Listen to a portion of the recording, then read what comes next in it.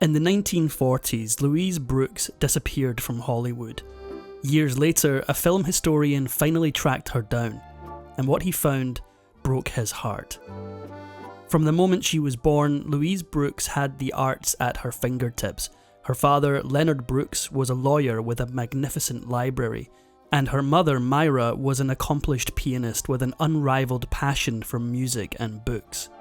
Surrounded by inspiration, Louise became a pleasure seeker at a young age.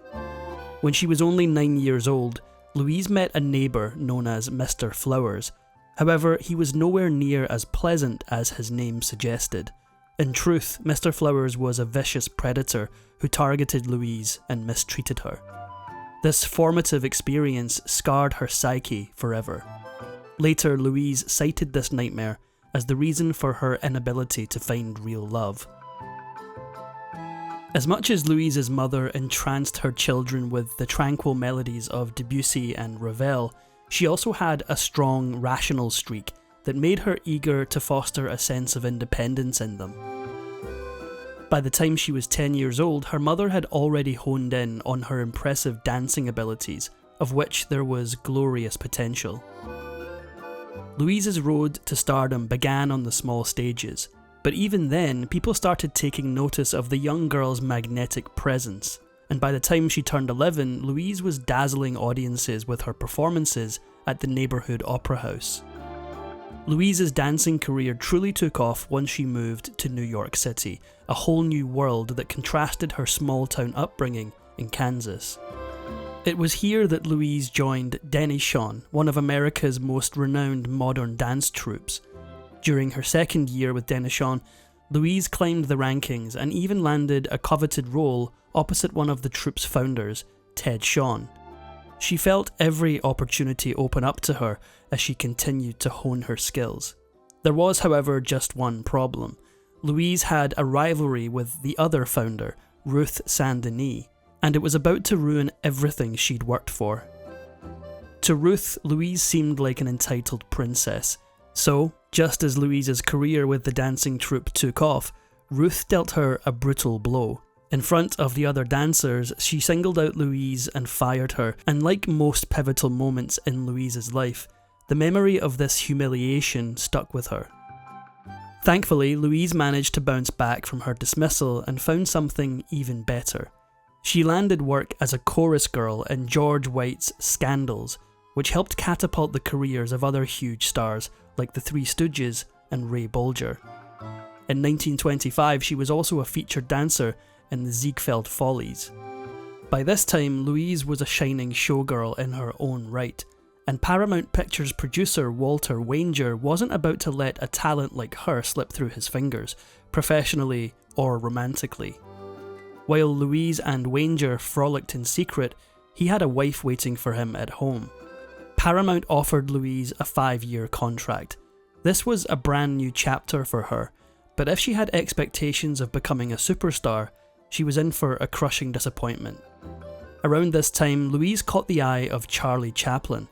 At the time they met, Louise was 18 and Chaplin was a 36-year-old married man. They were never destined to go the distance, but they managed to share a fiery and passionate summer fling. One of Louise's most important roles was A Girl in Every Port, where she plays a vamp. But perhaps more than her acting chops, it was Louise's singular look that gained her a faithful cult following. With her sleek ebony bob and striking features, the up-and-coming actress started a trend. Soon, women across the country were requesting the same daring haircut, wanting to look just like Louise. By the summer of 1926, Louise had married film director Eddie Sutherland. As a free spirit, she soon grew restless in her marriage, her eyes wandering over other potential suitors. Only a year after marrying Sutherland, Louise Brooks met millionaire George Marshall.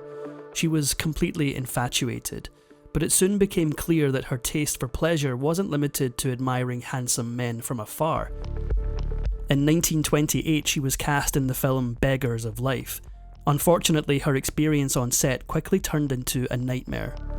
After a one-night stand with a stuntman, a rumour spread that Louise had a venereal disease. More than that, he had insinuated that she'd contracted the disease after sleeping with producer Jack Pickford. Her co-star Richard Arlen was friends with Louise's husband, and he watched with disdain as she earned her adulterous reputation. On top of alienating everyone around her, Louise also butt heads with the film's director, William Wellman, and for good reason. Wellman didn't exactly put the safety of his actors first. During one scene, he expected Louise to climb onto a moving train, but due to the dangerous nature of the stunt, she almost died in the attempt. Louise Brooks continued to betray her husband over and over again, but the most crushing betrayal of all was her affair with George Marshall. Completely infatuated with her new beau, she decided to divorce Sutherland. Her rejection sent him reeling, and it drove him to attempt the unthinkable. On the first night following their breakup, he overdosed on sleeping pills. Fortunately, he pulled through, and after that, Louise and Sutherland went their separate ways. By 1929, Louise Brooks was no stranger to schmoozing with rich and famous people. Perhaps most notably, she embarked on a scandalous relationship with Pepe Lederer, niece of actress Marion Davies, whose partner was media magnate William Randolph Hearst. Louise had met Pepe at a party, and together they embarked on a daring romance. However, when Hearst caught wind of Pepe's bedroom preferences, he put a diabolical plan into motion. He had Pepe committed to a mental hospital under the pretense that she had a drug addiction. Only a few days after Pepe arrived at the institution, she leapt from her hospital window, plunging to her death.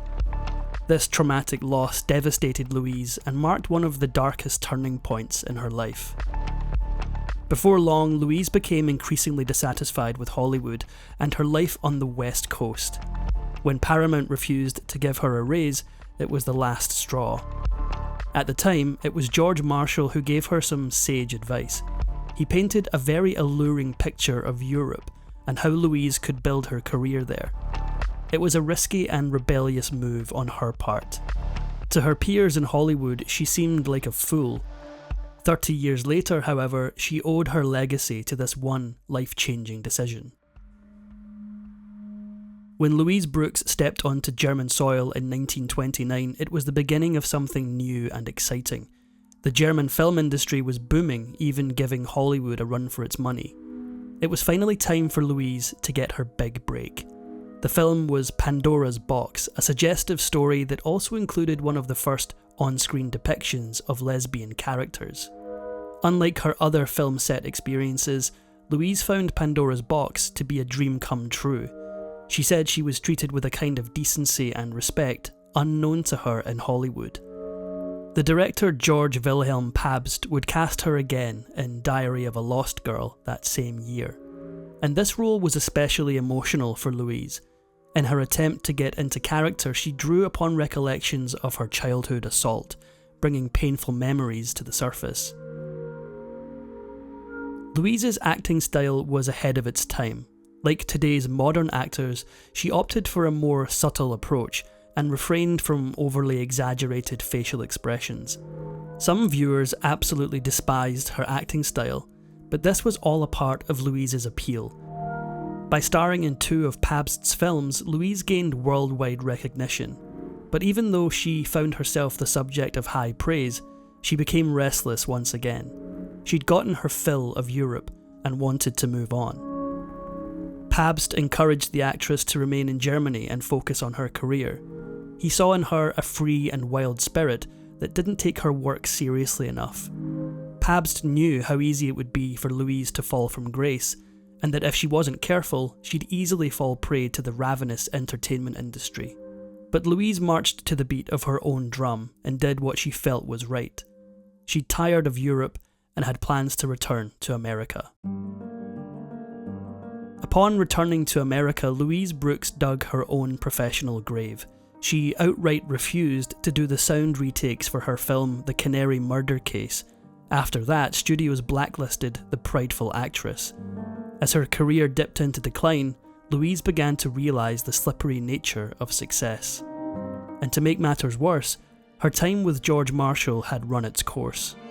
As much as Louise adored him, she couldn't rein in her infidelity. He, on the other hand, had asked her to marry him multiple times to no avail. Their tempestuous romance continued into the early 1930s, but eventually Marshall realised that Louise was never going to surrender her appetite for philandering. Stung by Louise's unbridled affairs, Marshall married actress Corinne Griffith instead. Louise was cast as the villain, but she wasn't the only one at fault. Later on, Louise revealed that Marshall could be quite the brute behind closed doors. Unfortunately, Louise quickly became her own worst enemy. When Columbia Pictures came to her rescue and offered her a $500 a week salary, she screwed it up by shunning a screen test for a Western film, and they withdrew her contract. To make matters worse, the few films she did manage to scrape up didn't garner her any attention. Floundering, Louise found herself in dire straits. By 1932, Louise had no choice but to declare bankruptcy. In order to stay afloat, she began frequenting the nightlife circuit, dancing in clubs. Every once in a while, she'd snag disappointing bit parts, but nothing even remotely comparable to the celebrity status she'd once enjoyed. Then, finally, in 1938, she landed a role with the power to turn her luck around. After being down on her luck for so long, Louise was cast in the western Overland Stage Raiders. She was the romantic lead playing opposite John Wayne. And that wasn't all. She traded in her trademark hairstyle for a longer one that left her almost completely unrecognisable. But unfortunately for Louise, this was no glorious comeback. Despite having a lead role, she flew under the radar. By the time the next decade hit, Louise could no longer consider herself a working actress. Plagued by unemployment, Louise finally decided to move back to her home in Wichita, Kansas. But she didn't fit in at all. The townspeople looked down on her with reservation and judgment. She was both a success and a failure wrapped into one, and they couldn't make heads nor tails of her. It wasn't long before she yearned to escape again. Returning to New York City, she did everything and anything. She was a radio actor, a gossip columnist, and a salesgirl. But between 1948 and 1953, she turned to a whole new profession, one that she'd been warned against time and time again. She became a courtesan. Her clients were wealthy men, and soon an escort agency offered her a steady job. Unsurprisingly, this line of work took a heavy toll on her mental health. From actress to escort, Louise knew that she'd fallen on hard times. She said, "I found that the only well-paying career open to me as an unsuccessful actress of 36 was that of a call girl, and I began to flirt with the fancies related to little bottles filled with yellow sleeping pills." Holed up in a tiny New York apartment, Louise fell deeper into drink and depression. During this volatile time, the fallen actress lived in obscurity and poverty for years, her glory days fading away. That is, until a French film historian named Henri Langlois uncovered her films and saw something special in them after all. In 1955, he resurrected Louise Brooks as one of the greats. He even considered her to be better than some of her more successful contemporaries. In the mid-1950s, film curator James Card managed to track Brooks down, and he was heartbroken at what he saw. The once famous star was now living as a recluse in New York City, but he decided to give her a golden opportunity. He convinced her to move to Rochester, New York, in order to write about her past career. It was this that helped spark a new beginning and a promising new career, writing essays for film magazines. Turns out Louise was quite a talented writer, and in 1982 she even published a book titled Lulu in Hollywood. But as promising as her new lease on life was, Louise still had grim thoughts about her failed relationships and tragic love life. In fact, Louise believed that she'd never actually loved anyone she'd ever been with. Completely incapable of love, Louise lived a terribly lonely existence, right to the bitter end.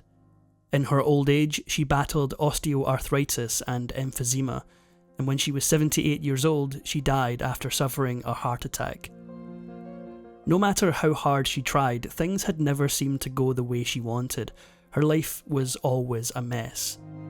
After a life and career so full of promise, Louise once said that she considered herself somewhat of a failure.